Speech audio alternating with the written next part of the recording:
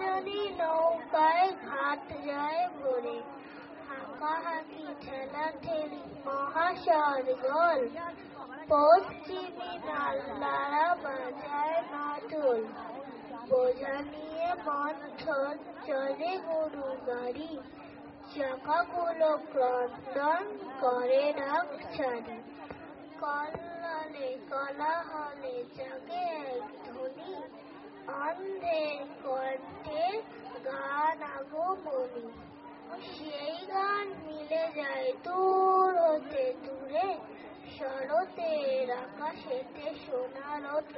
নমস্কার। মিথ্যে কথা, কবি শঙ্খ ঘোষ। লোকে আমায় ভালোই বলে, দিব্যি চলনসই। দোষের মধ্যে একটু নাকি মিথ্যে কথা কই। ঘাটশিলাতে যাবার পথে ট্রেন ছুটেছে যখন, মায়ের কাছে বাবার কাছে করছি বকম বকম। হঠাৎ দেখি মাঠের মধ্যে চলন্ত সব গাছে এক এক রকম ভঙ্গি ফোটে, এক এক রকম নাচে। ওমা দেখো নৃত্যনাট্য।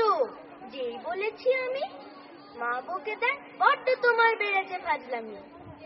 চিড়িয়াখানায় নাম জানো তো আমার সেজো মেশর, আদর করে দেখিয়েছিলেন পশুরাজের কেশর।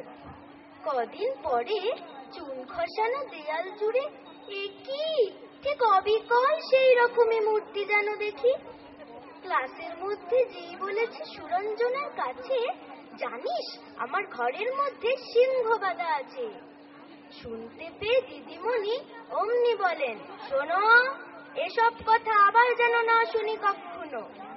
বলি না তাই সেসব কথা, সামলে থাকি খুব।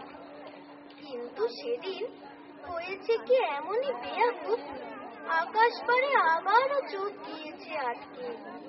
শরৎ মেঘে দেখতে পেলাম রবীন্দ্রনাথকে।